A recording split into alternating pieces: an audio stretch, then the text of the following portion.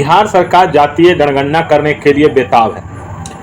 अब तो है सुप्रीम कोर्ट भी चली गई है पटना हाई कोर्ट के जो है अंतरिम रोक के फैसले को चुनौती देने के लिए, और 3 जुलाई को पटना हाई कोर्ट ने कहा था कि जो है सुनवाई हम करेंगे, जल्दबाजी में नहीं करेंगे।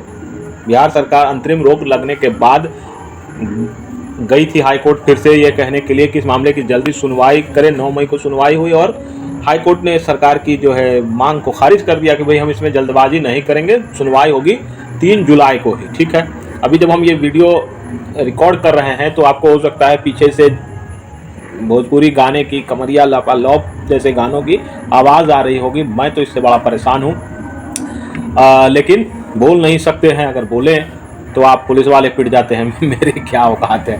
खैर, ये सारी बातें तो पब्लिक के संज्ञान में आ ही चुकी है, लेकिन सुनवाई के दौरान कुछ ऐसे तथ्य न्यायालय के सामने रखे गए जो सोचने पर मजबूर करते हैं कि समाज में जो कुप्रथा को दूर करने की वकालत करने वाले नेता हैं कैसे जातिवाद को बढ़ावा देते हैं, या सरकारें जो भी रही है, किसी एक सरकार की बात नहीं कह रहा हूँ, जो भी सरकारें रही हैं वो बातें भले जातिवाद को ख़त्म करने के लिए कह रही हूँ लेकिन करती नहीं है। मैं आपको पहले सब साफ कर देता हूँ कि जातीय जनगणना हो या ना हो मुझे उससे व्यक्तिगत कोई फ़र्क नहीं पड़ता है। मैं केवल हाईकोर्ट के फैसले वाले पन्ने में जो बातें हैं उसके कुछ विवेचना कर रहा हूँ। सुनवाई के दौरान उसमें भी केवल एक बिंदु को ज़्यादा सोचने के लिए विवश हुआ। सुनवाई के दौरान एक बात रखी गई कि जातीय जनगणना 1931 में अंग्रेज़ों के दौर में हुई थी लास्ट। उस वक्त जो है बिहार में 74 जातियाँ थी।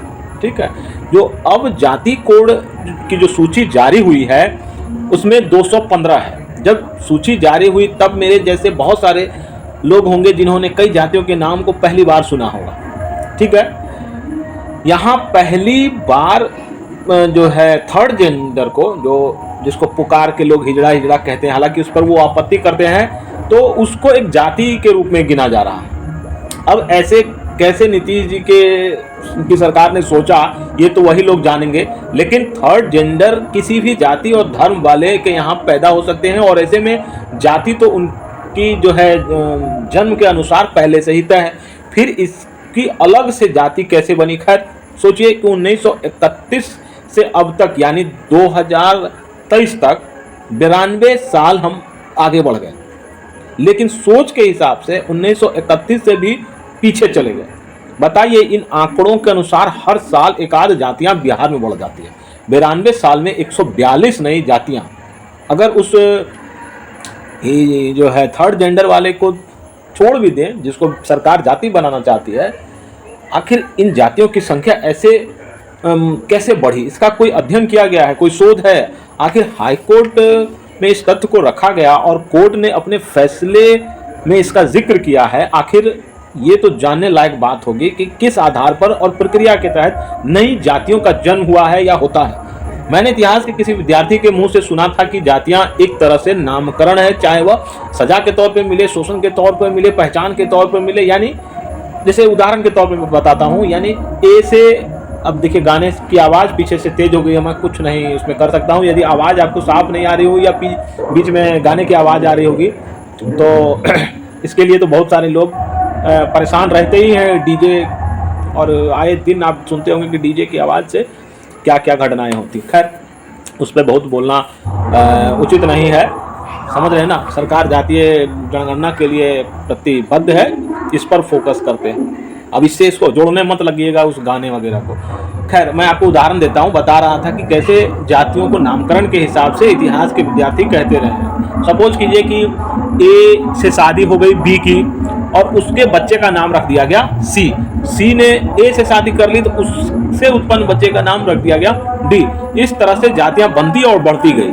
ये प्राचीन काल की बात है, लेकिन बिहार में आज़ादी के बाद से अब तक 140 से अधिक जो है जातियां बढ़ गई। ये किस सामाजिक नियम के आधार पे हुआ, इसका अध्ययन होना चाहिए। और क्या यह नियम अब जो है अभी मौजूदा समय में विद्यमान है, चल रहा है? क्या आने वाले समय में जातियों की संख्या और बढ़ेगी? समाज को खंड खंड करने में राजनीतिज्ञों का बहुत बड़ा रोल रहा है। ठीक है, पटना हाई कोर्ट ने इस मामले में जो है बहुत सारी बातें कही, बहुत सारी चीज़ों पर संशय उठाया, जैसे जो बिहार, जो मुख्य एक बात कही कि जो बिहार सरकार है जाति आधारित जनगणना सा आर्थिक सर्वे की आड़ में जो है केंद्र सरकार के अधिकार क्षेत्र में घुस रही है।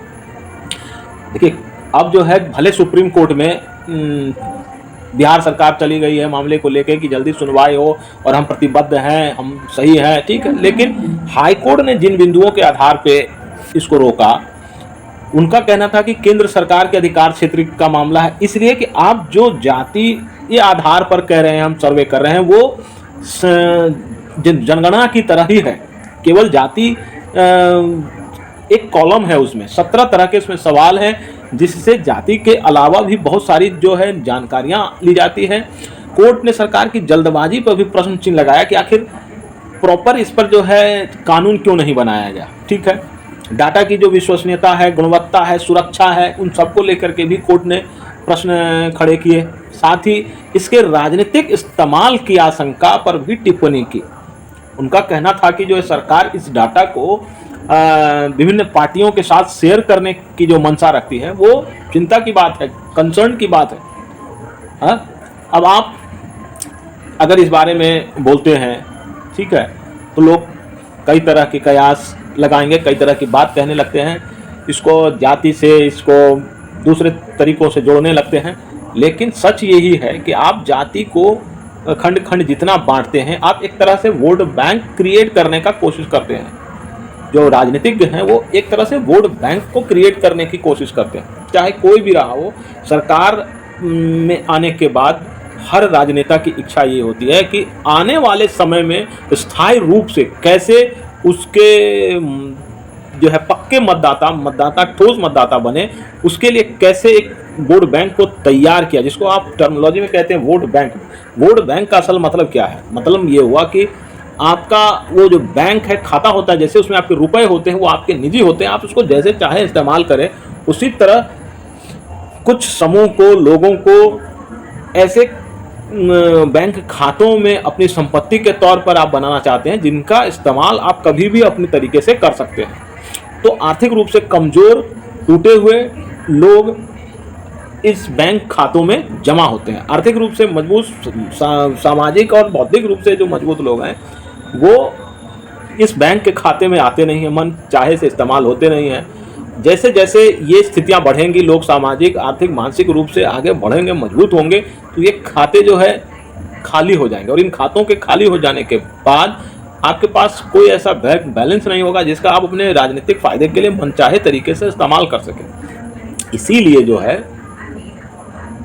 ज़रूरत ये है कि आप खंड खंड जो है बांटने और जातियों की संख्या बढ़ाने से समाज का क्या भला होगा वो तो आप जानें, लेकिन आप अपने लिए एक ऐसे समाज को ही बना के रखना चाहते हैं जो हमेशा कमज़ोर बना रहे, आपके बैंक में बना रहे, आपके बैंक से बाहर ना जाए।